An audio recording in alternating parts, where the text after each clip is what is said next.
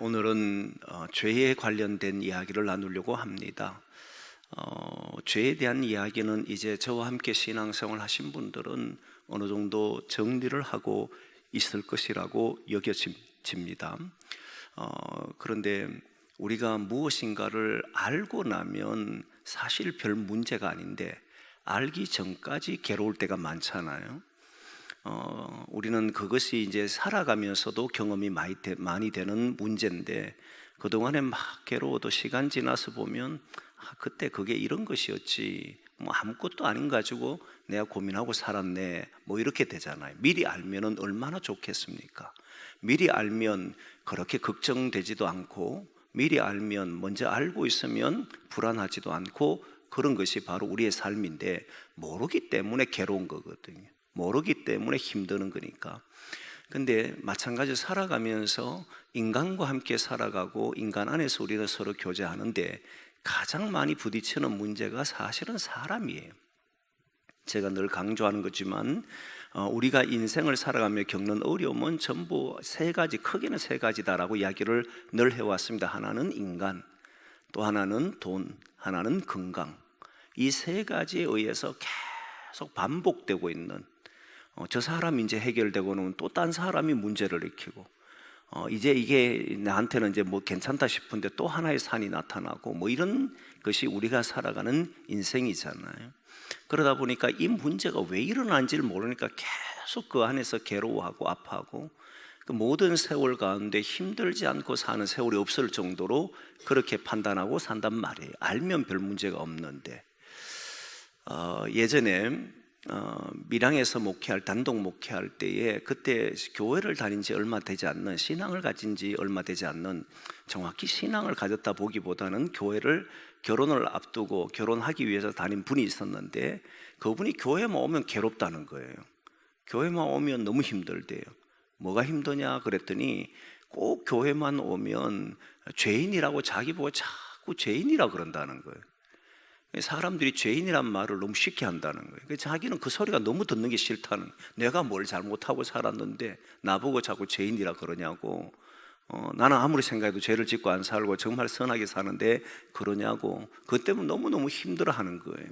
그런데 여러분 보면, 기독인은 기도할 때도 나는 죄인입니다, 그리고 설교 시간에도 우리 모두는 죄인입니다, 당신은 죄인입니다, 이래도 기분 나빠할 사람이 없잖아요. 밖에 나가서 우리가 당신 죄인이라면 되게 기분 나쁜데, 교회 안에서, 신앙 안에서 대화하면 죄인이라고 말을 해도 그렇게 기분 나빠하지 않습니다. 아니, 기분 나빠하지 않고 당연히 받아들여요. 당연히 받아들이는 것은 워낙 오랫동안 들었기 때문에 당연히 받아들인 경우도 있을 것이고, 정말 나는 죄인입니다 생각해서 받아들이는 사람도 있을 것이고, 뭐 다양한 이유기 때문에 받아들이죠. 그런데 조금 전에 얘기했던 그 사람은 자신은 교회를 다닌 적이 없는데 그 죄인이라 그러니까 너무너무 괴롭다는 거예요. 그래서 죄인이란 말을 듣는 게 거북하다라고까지 이야기한 적이 있습니다. 그럼 과연 죄가 뭔가? 왜 우리는 죄인이라고 하는가? 우리는 죄인이라고 하는 것을 들으면서도 거북해하지 않는데, 당신이 왜 죄인입니까? 물으면 잘 몰라요. 실제로 제가 이제 교회학교를 지도할 때에, 교회학교 이제 가면 아이들하고 대화를 해보면, 네가 죄인 맞느냐라고 이야기하니까 맞대요. 네가 왜 죄인이냐니까 잘 모르는 거예요. 근데 또 이제 가르칠 때도 보면, 네 죄인 맞다, 나 죄를 안 지었는데요 하니까, 네 마음속으로도 뭔가 나쁜 생각하지 않느냐, 거짓말 한 적 한 번도 없느냐 했을 때 거짓말 한 적 없대요. 근데 엄마 말 잘 안 들은 적 있느냐, 그건 또 있거든. 이렇게 해서 계속 뭔가 잘못한 것을 끄집어내 가지고 결국 걔를 죄인으로 만들어 버리는 거예요. 이런 식으로 해서 모든 것이 죄인으로 만들어 버리고, 또 하나는, 예전에 혹시 여러분 이런 예화도 들어본 적 있습니까? 아이가 태어나면 그 아이가 죄인인지 아닌지 어떻게 알게 되냐면, 한 공간 안에 두고 아무도 뭐 간섭하지 않았는데 물건 하나 던져주니까 둘이가 싸우더라는 거예요. 그래 봐라, 이런 걸 보니까 인간은 태어날 때부터 이건 다 죄인으로 태어나는 거야, 뭐 이러면서 또 설명하는 경우도 있었습니다. 근데 아무리 생각해도 그래도 죄인이 깨끗하게 정리가 안 돼요. 그래서 오늘은 죄에 대한 정리를 조금 더 명쾌하게 하고, 여러분들도 나는 왜 죄인인가, 이걸 제대로 알면 인간에 대한 이해를 잘 할 수 있습니다. 동시에 인간에 대한 이해뿐만 아니라 현재 살아가고 있는 모든 삶이 이해가 돼요. 물론 디테일하게 들어가면 정말 이해할 수 없는 사람 만나는 경우도 있잖아요. 만나고 싶지 않는 사람들이 간혹 있습니다. 근데 만나면 너무 불편한 사람이 있어요. 그럼 그게 이해는 안 돼요. 그 사람 왜 그러는지. 그런데 크게 보면 인간이 죄인이구나 하는 큰 입장에서 보면 그럴 수도 있겠다라고 하는 정도로 이해는 가능해요. 기본 정리만 잘 되면 전체가 이해될 만큼 중요합니다. 어떤 신학자 같은 경우는 인간을 제대로 이해하면 하나님을 알 수 있다 할 정도로 이야기한 사람도 있어요. 하나님이 우리를 알게 하셔야 하나님을 알지만 인간이 얼마나 무능력하고 얼마나 연약하고 인간이 얼마나 악한지를 알면 우리에게는 구원자가 필요하구나 하는 것을 알게 된다, 이런 의미였거든요. 죄에 대해서 제대로 알면 인간과 현재 우리가 겪고 있는 어려움들, 왜 나는 이렇게 살아야 하는가, 여러 가지 환경들이 일어날 때마다 싫든 좋든 만나게 되는 문제가 있잖아요. 나는 만나고 싶지 않아서 만나는 문제, 내가 어떻게 하든 뭔가를 해보려고 하면 그거는 의도된 어려움이라 할지라도 그 어려움을 만난단 말이에요. 근데 왜 우리는 살아가면서 이런 어려움을 만나고 이런 아픔을 만나고 또는 질병을 당하고 질병 속에 놓이기도 하고 넘어져서 다치기도 하고 여러 가지 이런 문제들이 우리에게 일어나는가? 여기에 있는 분들도, 저도 요즘 와서 자꾸 생각하는 것 중에 하나지만은 늙고 싶지 않아요. 나이가 더 들고 싶지 않고 좀 더 건강하게 있다가 하나님 건강한 몸으로 불러갔으면 좋겠다, 요즘 자꾸 이런 생각이 드는 거예요. 이런 생각이 자꾸 듭니다. 그런데 그게 마음대로 되냐 이 말이에요. 자기 마음대로 되지 않는 게 또 인생이잖아요. 누가 건강하지 않고 싶은 사람이 있을 거며 누가 다른 사람을 아프게 하고 싶은 사람이 있겠습니까? 근데 이런 것들이 왜 그런지를 이해할 수 있는 것이 바로 죄의 문제를 해결하면 이해가 된다는 거예요. 그럼 웬만한 사람도 이해가 되고 상황에서 일어나는 문제를 보면서도 충분히 이해가 되는 것이 죄라고 하는 문제를 해결하면 되는 거예요. 그럼 죄가 뭐냐라고 했을 때, 죄라고 하는 것은 일반적으로 보면 법을 어기는 것, 법과 관련된 용어잖아요. 죄인이냐 아니냐, 또는 저건 죄다 아니다라고 하는 것은 모두 법과 관련된 문제입니다. 그래서 일반적으로 보면 법의 종류는 다양합니다. 어떻게 관점을 가지냐에서 다양하게 정리가 되지만 성경적인 관점에 보면, 성경적으로 보면 정해질 수 있고, 하여튼 신앙적인 내용에서 쭉 보면 보통은 법이 있고 양심이 있습니다.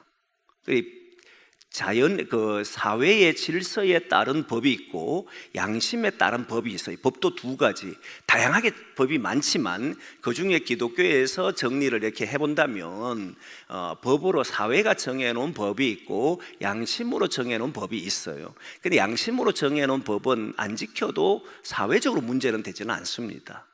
그러나 사회 질서에 의해서 사회에 의해서 만들어진 법은 안 지키면 거기에 따른 벌이 있습니다. 그게 이제 우리가 말하는, 저는 크게 두 개의 종류를 보는데, 구약에서 말할 때 이스라엘 백성들에게도 법이 있었잖아요. 그 법이 율법인 거예요. 이 땅에 살아가는데도 법이 필요하고 하나님 나라에서 하나님 백성들이 살아가는데도 법이 있습니다. 그래서 가장 기본적으로 성경에서 죄라고 이야기할 때는 법을 어긴 겁니다. 법을 어긴 것이 죄로 보는 거예요. 그래서 유대인들은 율법이라고 하는 하나님 주신 이 법을 어긴 사람을 보고 죄인이라고 이야기했던 거예요. 그런데 예수님이 해석하는 방법과 바리새인들 또는 율법학자들이 해석하는 방법이 조금 달랐습니다. 예수님이 해석하는 것과 율법학자들이 해석하는 방법이 뭐가 달랐느냐면, 율법이라고 하는 것이 정해지면, 예를 들면 안식일을 지키라라고 하고 그 안식일을 지키는 규범이 있습니다. 이렇게 정해진 규범이 있을 거잖아요. 그 사회가 정해놓은 규범이 있는데 그걸 어기면 죄인이 되는 거예요. 그런데 예수님은 안식이라고 할지라도 하나님의 뜻에 맞도록 해석하는 거예요. 율법학자와 바리새인들은 지금 율법을, 안식일을 거룩히 지키라고 했는 이 법과 안식일은 이런 걸 하면 안 되고 저런 걸 하면 안 되고 정해놓은 게 있을 것 아닙니까? 그것에 따라서 해석하는 거예요. 내가 오늘 안식일을 안 지켰어요, 또는 안식일 날 나무하지 말라고 했는 데서 했습니다. 그러면 해석할 때에 너는 안식일 날 나무를 했기 때문에 법을 어긴 거야, 너는 죄인이야, 죄를 지은 거야 라고 했던 겁니다. 그런데 예수님은 하나님의 뜻이 무엇인가, 하나님의 뜻으로 율법을 보기 시작한 거예요. 이게 완전히 달라진 겁니다. 어떻게 달라지느냐 하면 이렇습니다. 예를 들면 조금 더 우리 교회 안에서 예를 들어보면, 우리가 정해놓은 것은 주일이라고 하면 주일날 보통 요즘은 우리 교회도 9시 예배가 있고 11시 예배가 있고 1시 예배가 있고 어느 시간을 지켜도 됩니다. 그런데 예전에는 예배가 딱 한 번 있을 때 보통 11시 예배를 대예배라 그러고, 그리고 저녁 예배라 그러고, 수요 예배 기도회라 그러고 이렇게 정해놨지 않습니까? 그때 주일을 지켰느냐 안 지켰냐는 암묵적으로 사람과 다 동의된 것이 뭐냐면 주일 11시를 지켰느냐 안 지켰느냐 이 문제였어요. 오후 예배를 안 지켜도 사람들은 그럴 수 있다라고 생각했지만 11시만은 철저하게 지켜야만 그때 주일을 지켰다라고 하는 생각을 가졌던 겁니다. 그렇지 않나요, 여러분들? 대부분 그래. 저도 어릴 때부터 그렇게 교육을 받았단 말이에요. 그런데 가만히 생각해 보니까 1시간만 잘 지키면 나머지는 뭘 하든지 뭘 하든 상관이 없어요.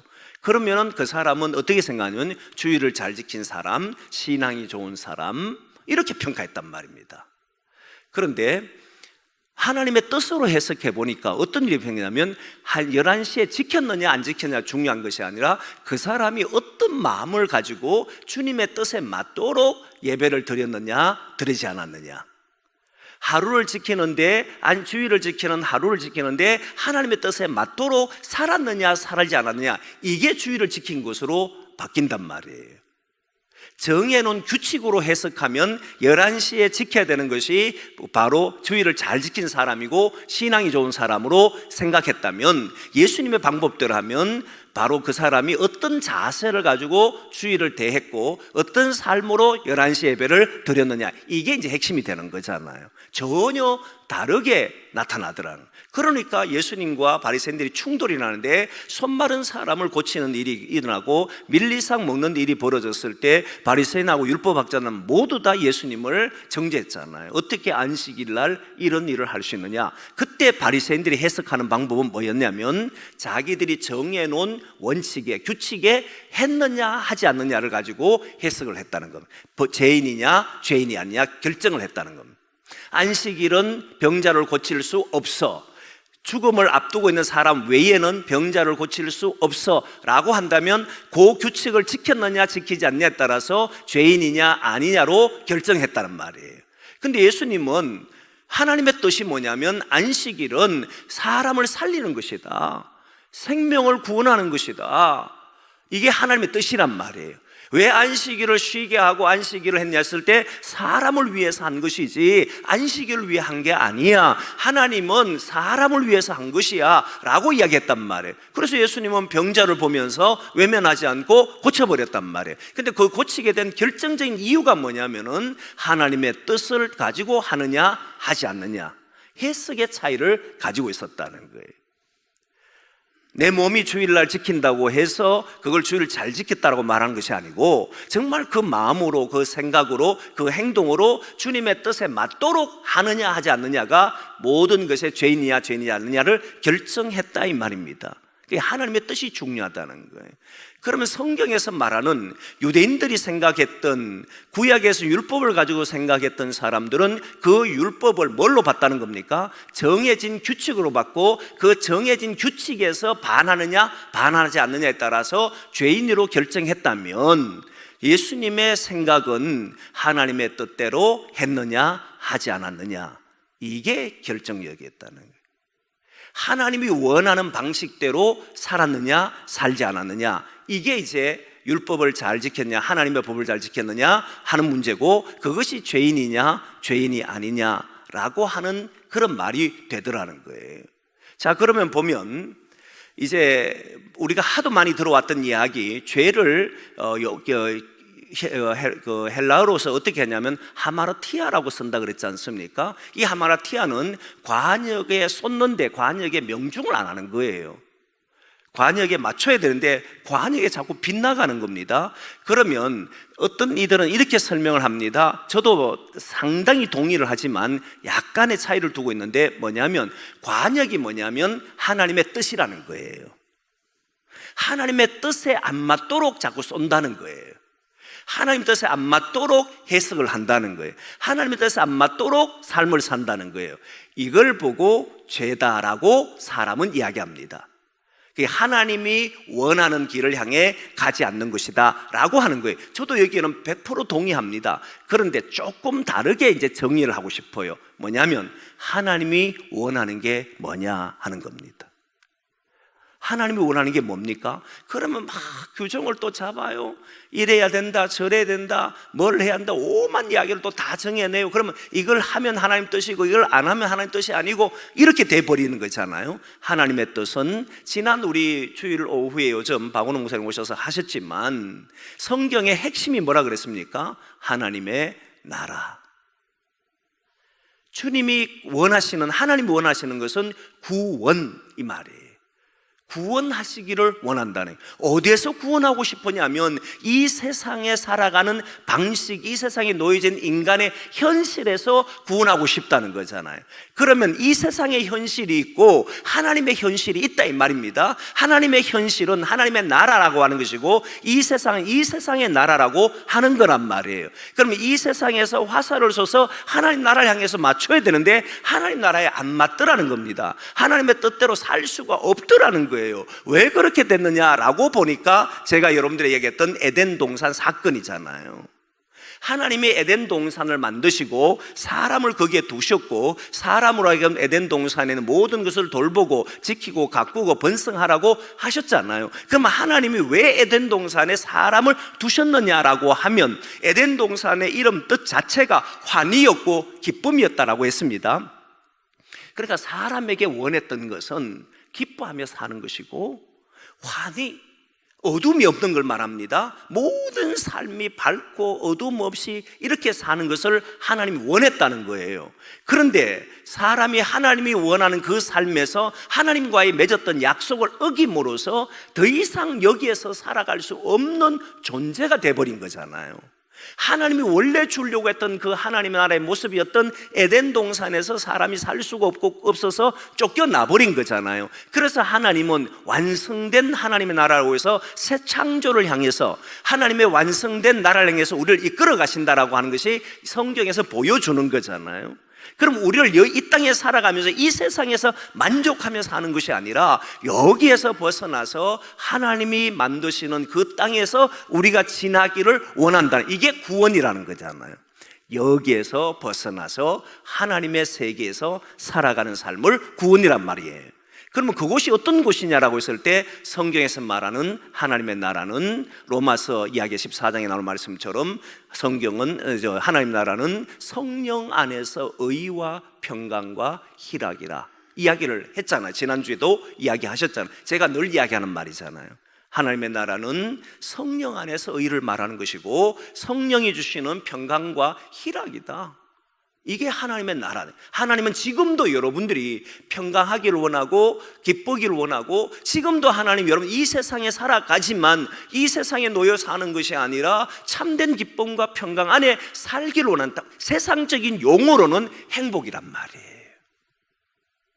그러니까 구원이라고 하는 용어가 기독교 안에만 있는 것이 아니라 모든 사람이 바라보는 게 뭐냐면 행복하기를 원하는 거잖아요. 즐거워하기를 원하고 울고 짜증내고 원망하기를 원치 않는 거잖아요. 모든 사람이 행복하기를 원하지만 그런데 화살을 그걸로 계속 쏘는데도 안 맞잖아요. 보니까 그게 관역이 안 맞는 거예요. 그래서 세상 모든 종교들은 여기에 문제를 해결하려고 헬라 철학자들은 거기에서 자기를 비워야만 깨달아야만 자신의 문제를 제대로 알아야만 세상의 이치를 만물의 이치를 알아야만 여기에서 벗어난다라고 하는데 어떻게 알 수 있겠느냐 이 말이에요.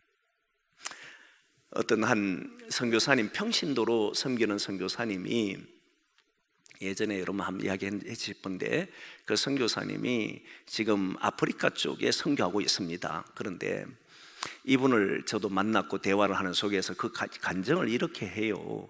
자신은 대구 땅에 태어나 대구에서 이렇게 신앙생활을 했는데, 그런데 아버지가 장로님이시고 5태부터 신앙생활을 한 거예요. 그런데 신앙이 안 드는 거예요. 안 믿어지는 거예요. 얼마 전에도 그런 분이 만났는데, 나는 교회를 왔지만 사실은 믿음이 안 생겨요. 그래서 이제 겨우겨우 그냥 다녀요. 이런 사람들이 간혹 있습니다. 그리고 저도 청년들을 대상으로 수련회 하면서 한번 물었습니다. 불을 다 끄고 기도할 때 말씀 전하면서 다 불 끄고, 여기에 진짜 안 믿어지는데 어쩔 수 없이 와서 이 수련회도 참석하고 교회도 오는 분이 있느냐 손 들어가니까 아무도 손 안 들 줄 알았는데 한 사람이 손을 들어요. 내가 아주 정직하다 그랬어요. 여러분 그런 경험 없습니까? 저도 20대에 안 믿어지는 거예요. 모태 신앙인입니다. 어릴 때부터 늘 들어왔지만 안 믿어지는 거예요. 그래서 하나님 앞에 막 묻기도 하고, 제발 한 번만 보여주면 내가 믿을게요 막 이렇게도 하고, 하여튼 뭐 그런 적이 있었어요. 그러다가 어떤 결정적인 사건으로 인해서 하나님에 대한 바른 고백을 하게 되고 만남이 이루어지고 이렇게 된 거지만, 이게 쉽게 믿어지지 않잖아요. 눈에 보이지 않는 하나님이 어떻게 믿어지겠어요. 그래 이 선교사님도 그런 거예요. 그래서 이 사람은 아버지가 장로님이시고 하지만 나는 교회를 안 다닌다 라고 이야기하고 헤매기 시작했습니다. 그러면서 진리가 있다는 곳에 여기도 찾아가고 저기도 찾아가고 알고 싶으니까, 그래서 이단에도 갔다가 불교에도 갔다가 뭐 다른 종교에도 갔다가 많이 다녔어요. 이분이 연세대학교를 다녔는데, 그렇게 세상적으로 그 다음에 또 데모한 데도 갔다가 막 오만 데 가서 하여튼 바른 것을 위해 살아보겠다고 몸부림쳤는데, 이제 어느 순간에 도를 깨달은 거예요. 그래 이제 내가 욕심도 없고 사람이 욕심 때문에 그러구나 해서 마음을 다 비웠어요.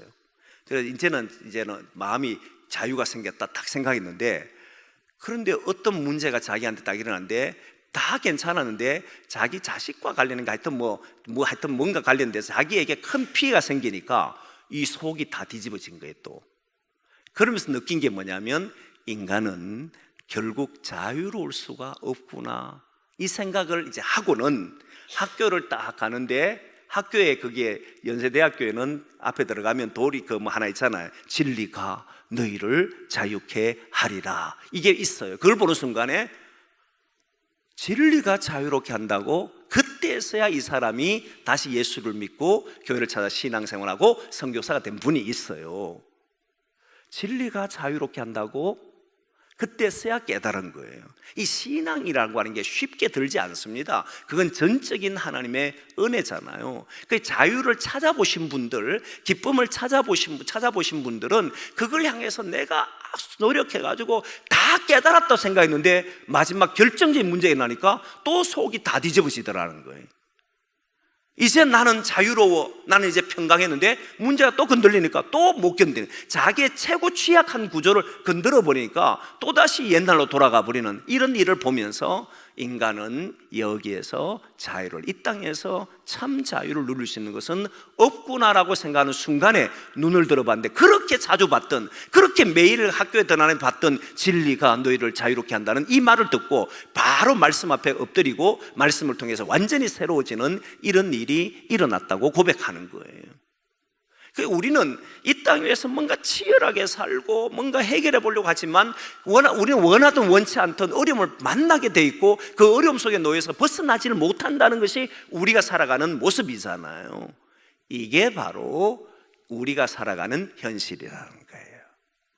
우리는 행복을 원하면서도 그러지 않고, 우리는 마음의 기쁨을 원하면서도 말은 다르게 나오고, 이런 것들이 모습이죠. 이걸 보고 우리가 말하는, 그냥 성경에서 말하는 하나님을 떠난 상태다라고 말하는 거예요.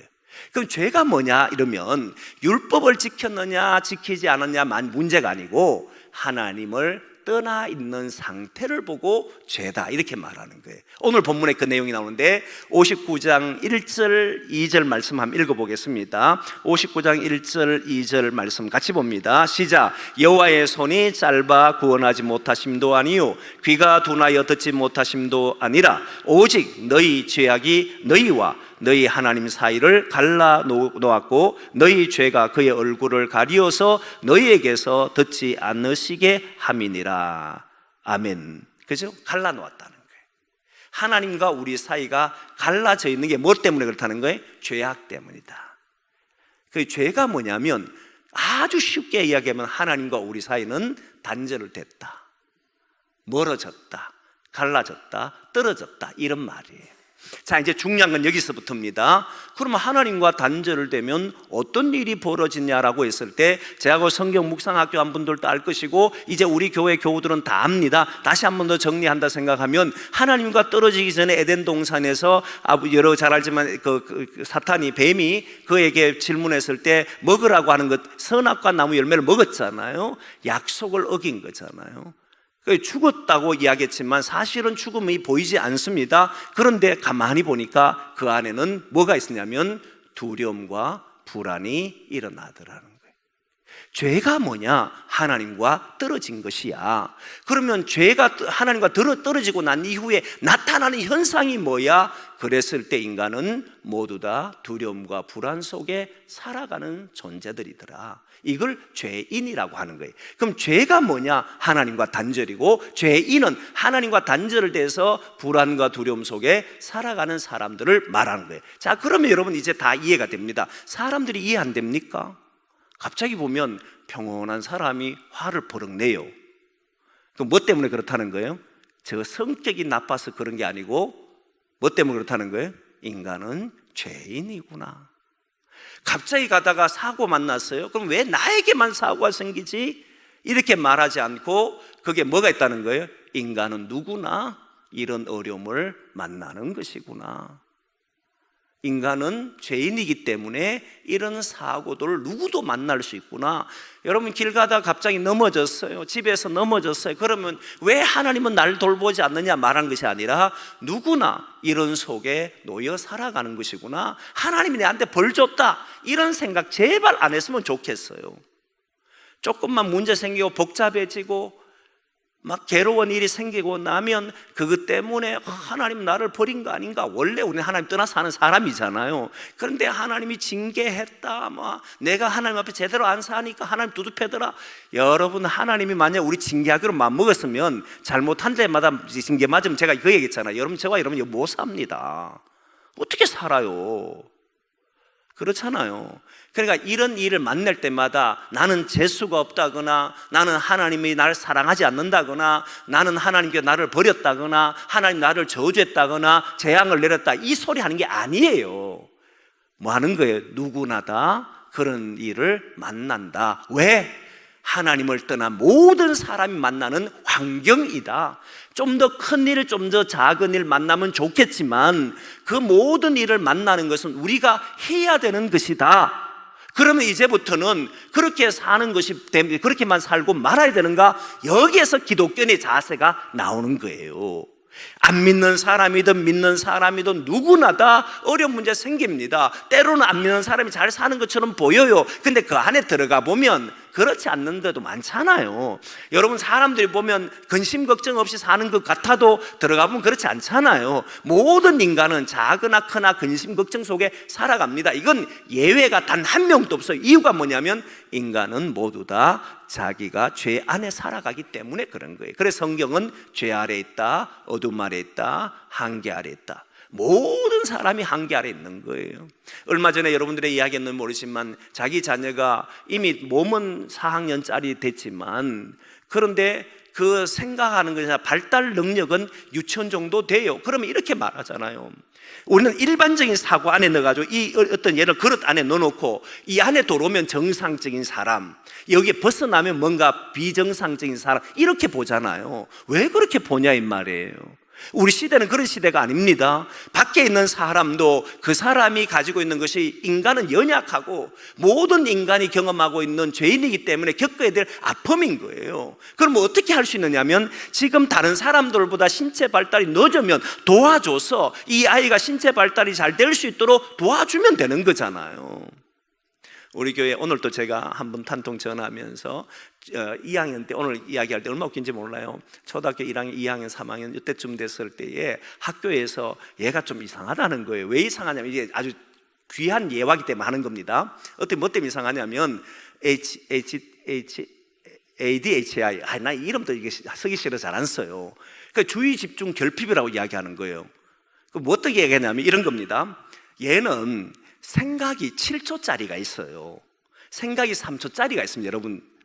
여러분 생각해 보면 지금도 대답하면 짜장면 먹을래? 짬뽕 먹을래? 오늘 저녁 이래 물으면 생각이 빠른 사람 짬뽕 바로 나옵니다. 짜장이 있는데 짜장 먹을까? 짬뽕 먹을까? 생각하고 고른 사람이 있어요. 맞지 않나요? 저는 바로 나옵니다. 답이 1초 만에 나옵니다. 그런데 있잖아요, 사람들 중에는 어떤 이는 한참 있다가, 그럼 제가 하도 화가 나가지고 옛날에 도대체 그걸 뭘 생각할 거냐고 아무것도 먹으면 되지 이러니까, 당신은 내가 고를 수 있도록 시간을 달라. 아빠는 내가 시간을 고를 때 줘야 될 거 아니냐. 시간이 필요한 사람도 있어요. 그렇지 않습니까? 그런데 우리는 일반적으로 딱 넣어놓고는 이 문제는 빨리 대답하는 것, 이 문제는 늦게 대답하는 것, 이렇게 말할 수 없는 거잖아요. 근데 그 친구는 생각을 하는 거예요. 학교에서 이제 선생님이 가르친 데서 생각하고 질문하면 그 친구는 바로 대답을 못하니까 한참 생각을 하는 거예요. 그런데 선생님이 진도를 나가야 되니까 다른 진도를 다른 걸 하고 있는 거예요. 근데 얘가 이제 그때서야 답이 생각난 거예요. 그래서 선생님 손들고, 선생님 이제 답이 생각났다 이러면서, 선생님 그 문제는 이렇다니까. 이상해요? 이상하지 않아요? 이상하잖아요. 이미 이건 다 끝난 건데. 그래서 얘는 좀 주의가 집중이 안 되는 것 같다 이렇게 이야기한 거예요.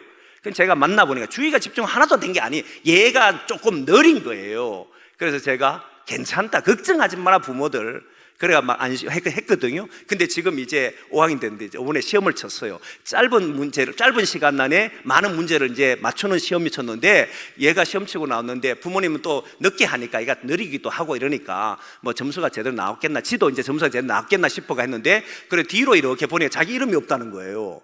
그래가지고 나는 또 이게 뭐 아예 덩리에도 못 들어갔나. 그런데 여러분 놀랍게도 맨 위에 이름이 있더라는 거예요. 1등에. 그래 얘는 막 신났어요. 막 신나가지고 짧은 10분 안에 모든 문제를 푸는데 다른 애들하고 경쟁했는데 얘가 더 빨리 푸는 거잖아요. 그러니까 아무 문제가 없는 거예요. 지금 학교에서 오히려 더 칭찬받고 있다는 거예요. 그러니까 애들이든 누구든지 사람마다 자기 한계가 있는 겁니다. 자기 부족한 게 있어요. 연약한 게 있지 않습니까? 저도 연약한 게 있고 여러분들도 연약한 게 있지 않습니까? 우리 사회가 정해놓은 규칙에 집어넣어놓고 이 규칙 안에 들어오면 잘하는 사람이고 정상적인 사람이고, 규칙에 벗어난 사람, 비정상, 이렇게 왜 말을 하냐 이 말이에요. 사람은 사람마다 다른 장점이 있고 다른 것이 있는데, 이 말은 무슨 말이냐면 우리 모두가 죄인이라는 거예요. 우리 모두가 약한 점이 있다는 거예요. 그런데 우리는 판단할 때 자기 기준을 가지고 판단하니까 문제가 있는 아이로 보는 거잖아요. 좀 더 얘를 잘 보면은 거기에서 만들어주면 되는 거거든요. 잘 키워주면 되는 거잖아요. 이게 하나님이 원하는 거잖아요. 하나님은 우리 모두가 죄인이라고 했을 때는 저 사람은 어떤 데 보면 막 성질을 버럭버럭 막 내요. 그러면 저 사람 이상한 사람, 그게 아니고 그 사람 뭐 하면 되는 거예요? 그걸 자기가 다스릴 수 있도록 도와주면 되는 거예요. 맨날 게으른 사람이 있어, 아무것도 안 하려고 그래. 그럼 그 사람 이 사람 나쁜 사람이, 게으른 사람, 이 사람 못 쓸 사람이야 라고 말하는 게 아니고 뭐 하면 돼요? 그거를 거기에서 건져내는 게 뭡니까? 구원하는 거잖아요. 이렇게 모든 인간은 자기의 자신의 가지고 있는 한계를 이겨낼 수가 없다. 이게 바로 뭐라는 겁니까? 죄인이라고 하는 거예요. 죄인은 죄라고 하는 것은 하나님과 떨어진 것이고, 죄인은 그걸 극복하지 못한다. 하나님에게로 돌아가야 되는데 그걸 극복하지를 못한다는 거예요. 이 세계 살아가는 누구나 다 어려움을 겪고 있다. 이렇게 보면 문제가 많이 해결 안 됩니까? 사람을 볼 때도 해결 안 돼요. 저 사람 도대체 이해 못하는데, 이해할 필요 없어요. 나도 이해 못하는 나도 뭐라는 거예요? 죄인이고, 저렇게 행동하는 인간도 죄인이고, 그러니까 그래 행동하는 거예요. 그러면 아이고 어떻게 하면 저 사람이 구원받을 수 있을까? 이 문제는 남았잖아요. 그렇게 삶이 행복하지 않거든. 내가 문제가 일어나고 사고가 터지고 이런 것들이 자기한테 반복 일어나면, 그래 나는 죄인이기 때문에 그렇지 라고 해버리면 마음은 편한 것 같은데, 계속해서 그런 고통을 당하는 거잖아요. 그 속에서 우리는 계속 살 수는 없잖아요. 그래서 여러분 놀랍게도 우리 하나님 우리에게 주신 방법이 있는데, 그 방법이 뭐냐면 예수 그리스도를 보내셨잖아요. 인간의 모든 문제를 해결할 수 있는 분을 우리에게 주셨고, 그분을 믿어라. 그리하면 너희가 구원을 얻으리라. 이걸 주신 거잖아요. 방법을 우리 준, 죄의 문제를 극복할 수 있는 방법은 인간에게 있다는 겁니까? 없다는 겁니까? 없어요.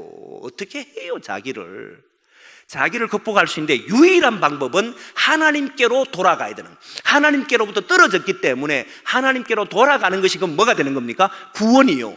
하나님께 돌아가는 것이 하나님 나라 이루는 것이고 하나님의 통치가 있는 곳이기 때문에 거기가 천국이 되는 거다, 이 말이거든요. 그래서 우리는 하나님으로부터 떨어져 있는 이 모든 삶에서 놓여서 아웅다웅합니다. 거기에서 일어난 문제 많습니다. 여러분들이 주어진 일들 보면은 때로는 이해되지 않는 일들 막 일어납니다. 두려워하지 말라. 그거는 우리가 만나야 되는 현실이다. 누구나 만나야 될 현실이다. 그렇게 살아가야 되는 현실이 우리가 놓여진 현실이다. 그런데 우리의 특징이 뭐냐면, 예수 믿는 사람의 특징이 뭐냐면 주님 안에 있으면 거기에서 구원을 받는다는 거예요. 이걸 믿는다는 거예요. 구원받는 방법이 없었어요. 그래서 사람들은 돈을 벌면은 행복할까? 공부를 많이 하면 행복할까? 뭐 사람이 내 곁에 많으면 행복할까? 이렇게 해서 많이 노력했는데 결국은 못 찾았잖아요. 성경에서는 유일하게 하나님께로 돌아갈 수 있는 길이 예수 그리스도다라고 이야기했거든요. 주님에게로 돌아가면 그걸 이긴다는 거예요. 그래서 저는 오늘 또 많은 괴로워하는 사람이 있을 때 그 이야기 합니다. 이런 제가 20살쯤 되나 조금 넘었는가, 그때 찬미 500, 1000, 1500, 2000 지은 사람 있잖아요. 최용덕 한 사람 있는데 이분이 그 당시에는 쪽지 편지라 해가지고 발간해가지고 막 보내준 적이 있어요. 여러분 받아보신 분들도 있을 겁니다. 찬양 집회에 참여했더니 받고 싶은 사람은 하라 해서 제가 기록했더니 제 고향으로 보내주도록 우편으로 해서 보내줬어요. 근데 그건 많은 내용이지만 기억은 거의 다 안 납니다. 어떻게 기억 다 하겠어요? 근데 딱 한 가지는 기억하는데, 그때 정말 그 말이 참 힘이 됐는데 뭐냐면은, 그때 참 어려울 때입니다. 청년 시기에 많이 힘들 때인데 그때 이런 표현을 써놨어요. 교회에서 어려움을 당했느냐? 그리고 자기 삶에 많은 고난이 있고 힘듦이 있느냐? 그런데 태풍이 불 때 사람들은 태풍에서 도망가려고 하지만 이미 태풍 안에 들어가면 태풍 안에 들어온 거잖아요. 도망가려고 하는 사람들은 오히려 거기에 더 큰 어려움을 당하는데, 태풍의 눈으로 들어가라. 허리케인이 있을 때도 그 눈으로 들어가라. 이런 이야기를 해놨어요. 뭔 말이에요? 더 어려움으로 가라. 네 그 자리에 더 힘듦이 있느냐? 그러면 그 힘든 속으로 더 들어가라. 이 말은 무슨 말이겠어요? 거기에서 이겨내야만, 거기에 부딪혀야만 그 중심으로 들어가야 되지. 자꾸 밖에서만 돌아다니면 결국 못 벗어난다. 자신의 가지고 있는 어려움이 있거든 그걸 안으로 더 들어가가지고 그 안에서 부딪혀야 되고 그 안에서 해결해야 되지. 도망간다면 결국은 계속 도망가는 인생을 산다, 이런 내용이었어요. 아, 그렇다. 그 중심 안에 누가 있습니까? 주님 있잖아요. 우리는 주님께로 계속 들어가는 거예요. 어려우면 어려울수록 주님께 더 매달리고, 더 힘들면 세상이 막 풍파가 몰아치면 그 중심에 흔들리지 않는 주님에게 딱 가서 기도하고, 그랬으면 이겨내면 여러분 놀랍게도 태풍도 잠잠하게 하시는 주님을 보게 되는 줄 믿습니다. 그게 그때 너무 힘이 됐어요. 그리고 맞다, 힘들 때 도망가지 말자. 어려울 때 도망가는 것이 아니라 오히려 힘들면 힘들수록 그 안으로 들어가서 마주하게 되고, 마주하게 되니까 내 자신의 부족함을 깨닫고 그걸 능히 감당케 하는 주님 앞에 기도하고 주님과 함께 걸었을 때만이 이겨낼 수 있는 것이구나. 그때서야 비로소 평안이 오는 거구나. 여러분, 주님 하나님께로 돌아가는 것이 죄로서 극복하는 구원이단 말이에요. 그래서 여러분 어떤 문제가 일어나든지 피하거나 숨거나 도망가서는 안 되는 줄 믿습니다. 오히려 주님께로 더 가까이 가서 하나님 곁으로 더 가까이 가라. 하나님 앞으로 더 가까이 가게 되면 이해가 돼요. 왜 저 사람이 저렇게 행동하는지, 그리고 왜 저렇게 말을 하는지, 왜 나의 삶에는 이런 문제가 일어나는지, 이거를 잘 알게 됩니다. 다시 정리합니다. 죄는 뭐냐? 하나님과 떨어진 것이다.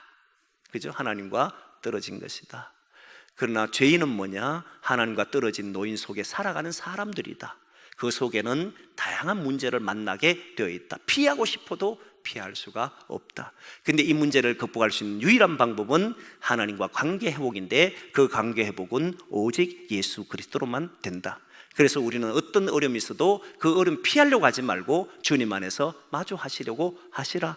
그러면 거기에서 구원의 은총이 임하는 것을 보게 되는 줄 믿습니다. 오늘 본문에 있는 말씀을 조금 길지만 같이 한번 읽고 싶은데 3절부터 바로 우리가 이렇게 떨어지고 난 뒤에 일어난 일들을 한번 보시는 게 나오는데 3절부터 8절까지입니다. 한번 같이 한번 쭉 읽어보겠습니다. 같이 읽습니다. 시작. 이는 너희 손이 피해 너희 손가락이 죄악에 더러워졌으며 너희 입술은 거짓을 말하며 너희 혀는 악독을 내밀어 공의대로 소송하는 자도 없고 진실하게 판결한 자도 없으며 허망한 것을 의뢰하며 거짓을 말하며 악행을 잉태하여 죄악을 낳으며 독사의 알을 품으며 거미줄을 짜나니 그 알을 먹는 자는 죽을 것이요 그 알이 밟힌즉 터져서 독사가 나올 것이니라. 그의 짠 것으로는 옷을 이룰 수 없을 것이요 그의 행위로는 자기를 가릴 수 없을 것이며 그 행위는 죄악의 행위라. 그 손에는 포악한 행동이 있으며 그의 발은 행하기에 빠르고 무죄한 피를 흘리기에 신속하며 그 생각은 악한 생각이라.